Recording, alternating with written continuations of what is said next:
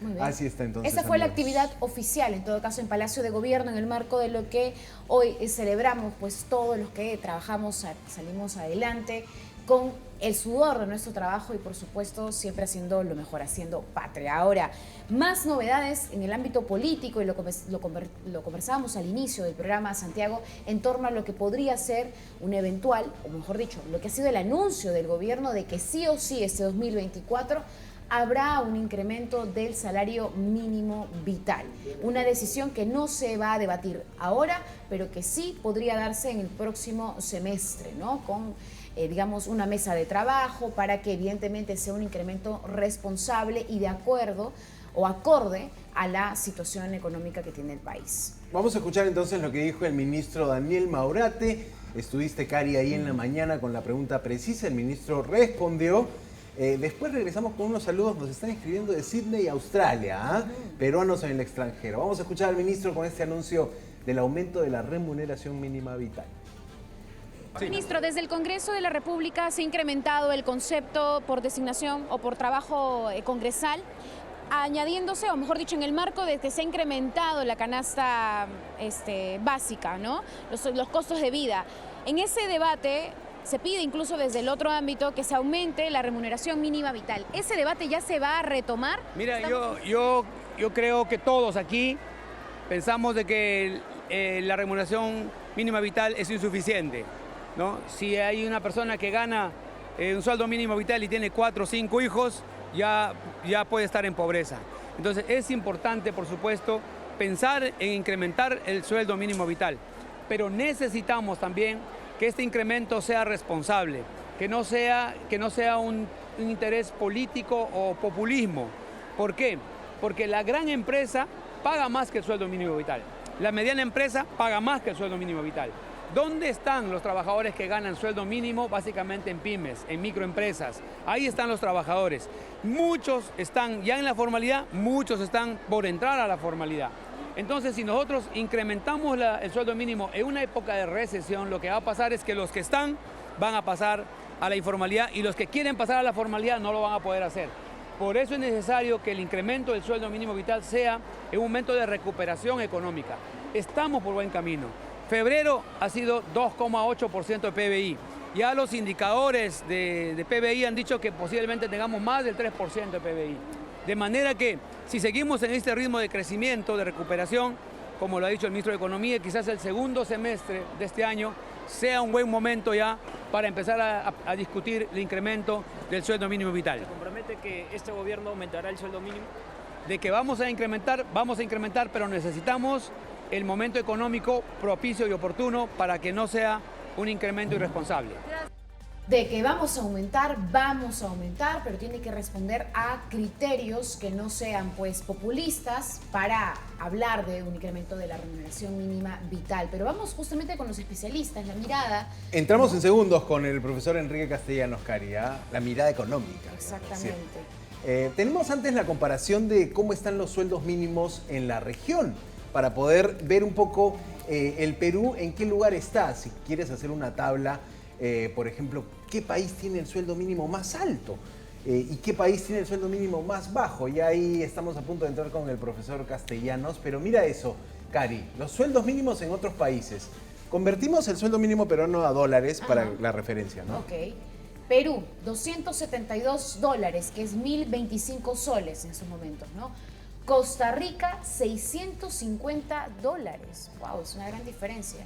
Chile, $550. También aquí nomás nuestro vecino de al lado. Mira qué pasa con Bolivia, $325. Incluso el sueldo mínimo en Bolivia es más alto que el sueldo mínimo peruano. En Colombia estamos casi por ahí, $274. Y mira esta información que la busqué en agencia EF, en BBC, porque varía mucho el tipo de cambio en Venezuela. En Venezuela el salario mínimo está por encima de los $5. ¿Ah? Es el país que tiene el menor salario mínimo porque obviamente ha habido una devaluación fuerte del bolívar, ¿no?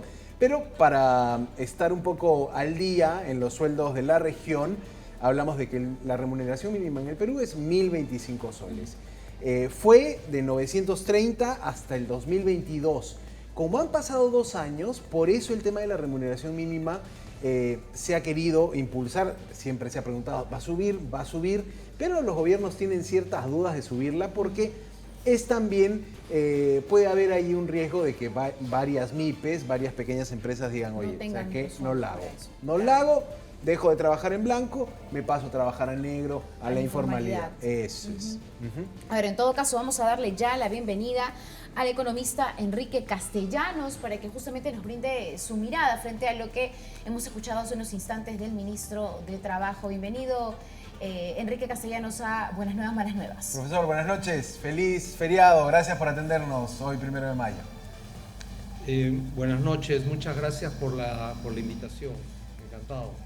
Bueno, ¿qué opinión le merece en todo caso que el ministro anuncie que en el segundo semestre del año se va a evaluar una figura para variar, incrementar la remuneración mínima vital en este contexto en el que venimos de un año en que terminamos en recesión, estamos pues ahí trabajando para poder impulsar un poquito más la economía? ¿Es un contexto que se permitiría dar este incremento?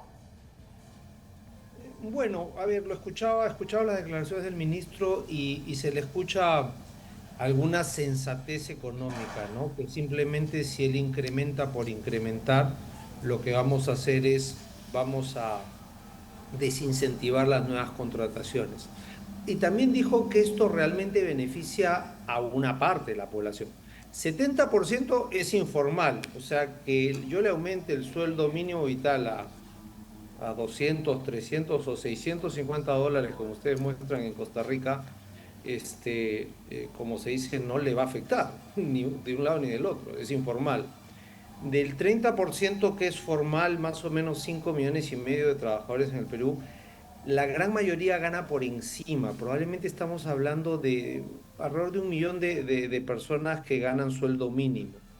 Ahora, si de ese 1.025 lo subimos mucho, no sé, voy a poner una cifra grande para hacer el punto, 1.500, ¿sí? Porque claramente 1.025, como están las cosas de cara, con las justas alcanzan, ¿no? Y 1.500 también, y 2.000 también. Pero digamos 1.500. Probablemente lo que voy a generar es que mucha gente pase a la informalidad. En estas micro y pequeñas empresas va a decir, sorry, no te puedo contratar formalmente porque esto me genera muchos costos, te contrato debajo de la mesa. Entonces, lo que queremos es formalizar el país, poco a poco ir incorporándolo al lado legal. Entonces, no podemos simplemente irresponsablemente subir los sueldos, por más que digamos que tengamos buenas intenciones. Las leyes del mercado de oferta y demanda no se manejan por decreto. Si no, subimos a todos a 4.000 y enhorabuena, ¿no? Profesor. ¿Entienden? O sea, no Claro. es un tema de ser bueno o malo y subamos por subir, sino que realmente si subo mucho, realmente dejo a gente fuera del lado sistema formal y lo paso al informal. Clarísimo ese punto. Interesante lo que dice usted, la sensatez que ha mostrado el ministro para hacer como un anuncio, pero dejando en claro que sobre todo los gremios de empresas privadas, me imagino que esperaban esa salvedad, que haya recuperación económica, que haya, digamos, mayor productividad en el país para poder aumentar ese salario mínimo. Pero usted daba una cifra, no sé si me puede repetir la cifra de cuántos peruanos ganan ese salario mínimo de 1.025. Creo que la tenía. Mira, te hablo que la PEA, la población económicamente activa en el Perú, es cerca de 20 millones, más o menos habla de 19 millones. 70% es informal, por lo tanto estás hablando más o menos de 5,5 millones que son formales. El resto, los 14 o 13,5 son informales. De ese 5,5, como bien dijo el ministro, la mediana y gran empresa paga más que el sueldo mínimo. Realmente es la micro y las pymes que tienen los sueldos mínimos y es alrededor de 1 millón de personas, ¿ok? Es cifras aproximadas. O sea, ese millón de personas es la que en teoría se vería beneficiado. Pero si yo subo mucho el sueldo mínimo, no voy a tener 1 millón de personas contratadas, voy a tener 900,000 a mejor sueldo, pero 100,000 los voto voto suena feo, pero bueno, los separo y los mando hacia lo informal porque muchas empresas es lo que puede pasar, no te puedo pagar, ¿no? Es lo que puede pasar, Cari. Pero Tal justamente este contexto en el que tenemos un Congreso de la República que ha incrementado justamente su asignación por concepto congresal, bajo el argumento de que se ha incrementado la canasta básica, de que el costo de vida ha subido y que es necesario pues para los congresistas tener un poco más en los bolsillos, llama la atención justamente en este contexto en el que somos también además rigurosos con lo que significa el incremento para los demás, ¿no? Es lo que llama la atención y bueno, en cuanto a estos incrementos y estos argumentos detrás. A mí me llama la atención favorablemente escuchar a un ministro hablar con cierta sensatez. No lo había escuchado antes y escucho tanta falta de sensatez entre los congresistas y demás personas del gobierno que por lo menos este señor pareciera que lo quiere hacer de forma responsable, ¿no? Y rescato algo que dijeron ustedes hace un momento, productividad y crecimiento económico. Solo cuando tengo crecimiento económico y cuando tengo una fuerza laboral productiva es que puedo subir los sueldos. Y el mercado lo hace solito. No necesito ningún congresista ni ningún decreto que yo lo haga. Cuando yo, digamos, voy a poner un ejemplo, soy un microempresario, tengo un restaurante, el restaurante viene creciendo, ¿no? Y no sé, los mozos, los cocineros me son productivos y me son útiles, yo mismo le voy a subir el sueldo porque quiero seguir creciendo, quiero seguir produciendo, quiero seguir dando servicio y casi ni necesito que alguien me aumente el sueldo mínimo, ¿no?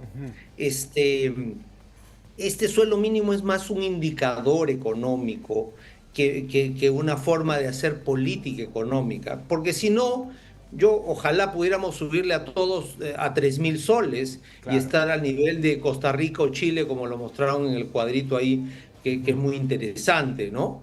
Pero no es así, la economía no se maneja por decreto, sino, por Dios, qué fácil sería, ¿no? Claro, es interesante igual remarcar lo que dice porque quizá a veces la ciudadanía no entiende cuando hablamos de PBI, cuando hablamos de producción nacional, de cómo va la economía, que efectivamente ese indicador es lo que genera empleo, ¿no? O sea, incluso inversión privada, que es un factor que el año pasado decreció, ese es el factor que hay que aumentar, inversión privada, que rápidamente genera más puestos de trabajo. Entonces, el puesto de trabajo me parece que es fundamental aquí en esta ecuación, ¿no? Destacando también, profesor, lo que usted decía de que esto es un indicador económico. Recuerdo, por ejemplo, que en Lima, el promedio de salario que hay en Lima está por encima de los 1.300 soles.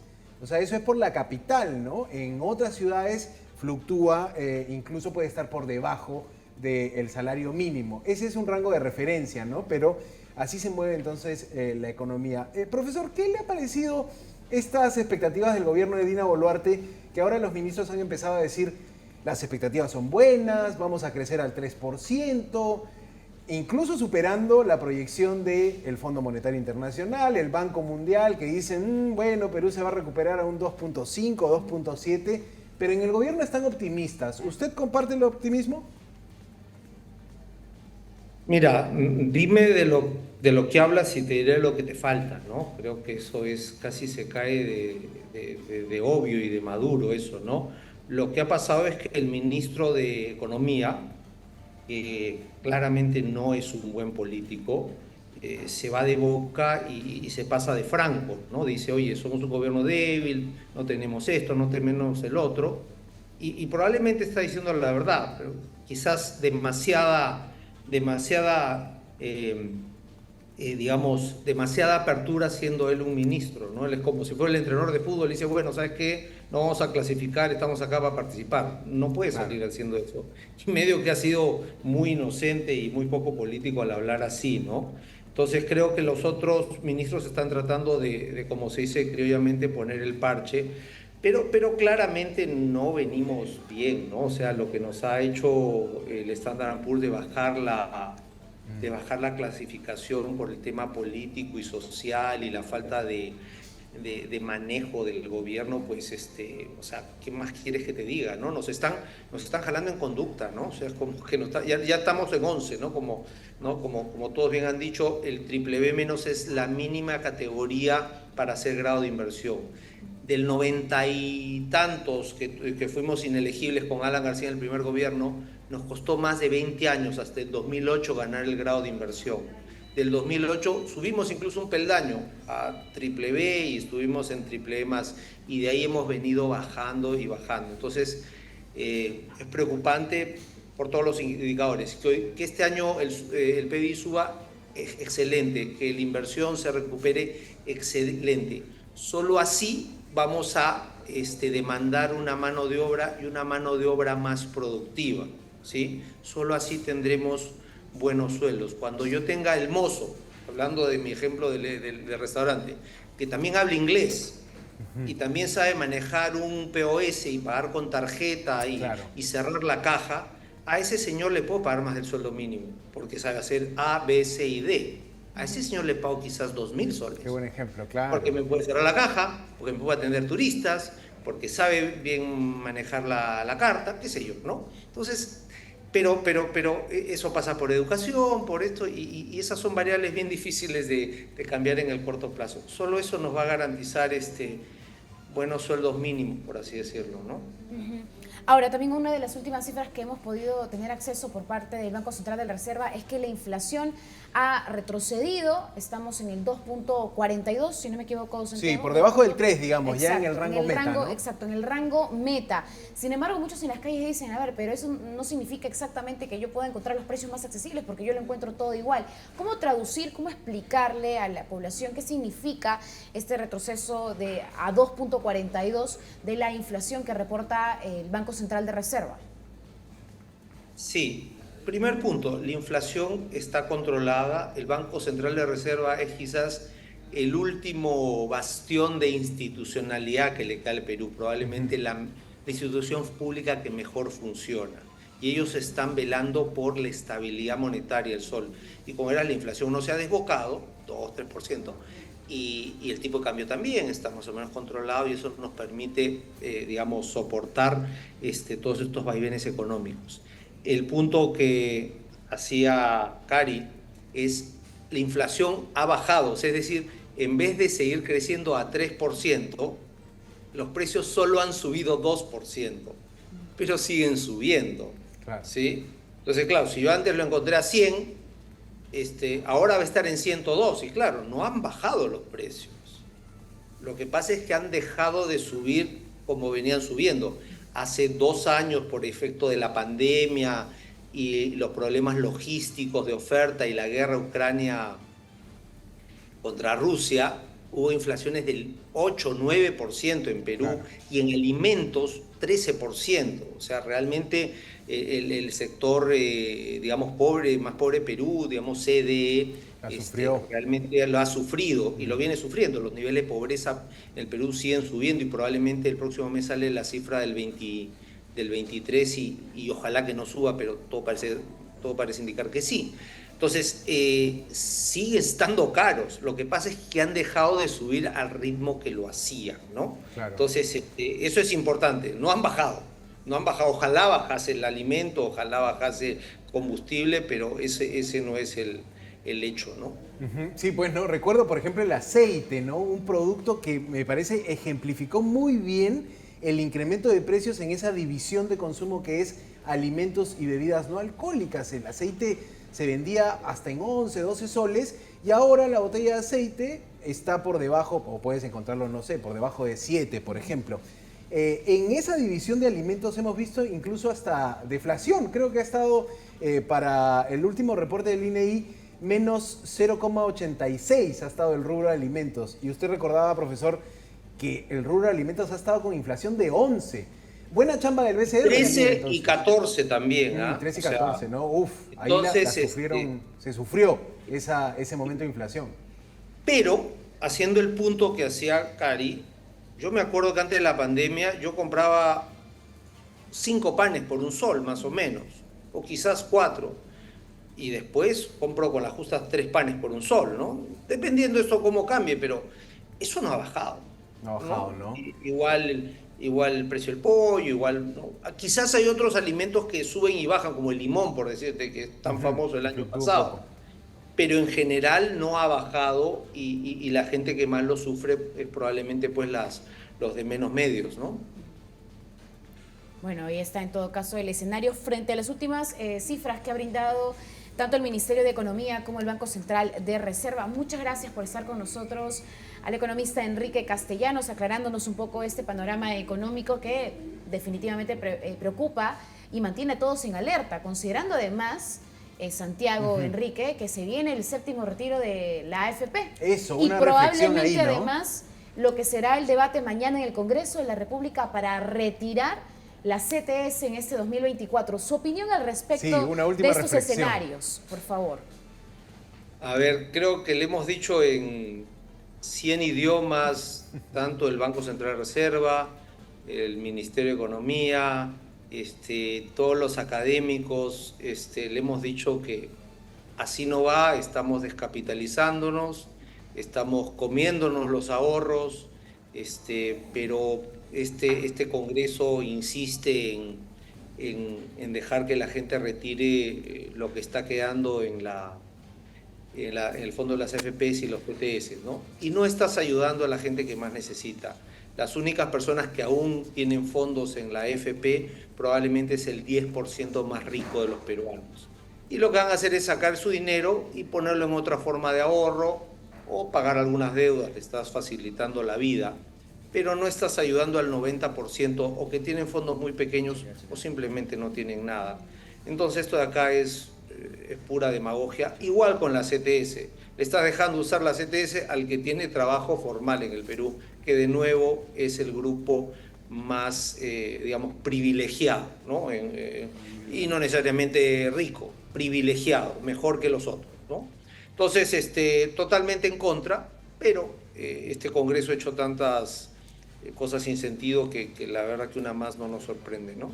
Ya nos sorprende, ¿no? Profesor Enrique Castellanos, profesor de la Facultad de Economía de la Universidad del Pacífico, ha estado con nosotros comentando la actualidad. Muchas gracias, profesor, porque además nos atiende en feriado, pero siempre con la intención de aportar un poco, ¿no? Ideas, economía, una mirada profunda desde la academia y con la claridad que siempre tiene el profesor Enrique Castellanos. Muchas gracias por estar con nosotros. No, gracias a ustedes, Santiago, Cari. Un abrazo. Muchas gracias y feliz día también para usted. Igualmente. Gracias. Bueno, ahí está el escenario que tenemos, Ajá. por supuesto. Ha estado muy interesante. Sensatez. Rescatando la sensatez del ministro Maurate, que ha hecho un anuncio para probablemente también contentar a un sector de la población que este economista nos ha cifrado en alrededor de 1 millón de peruanos que pueden ganar el sueldo mínimo. Pero vamos a ver cómo se ve eso.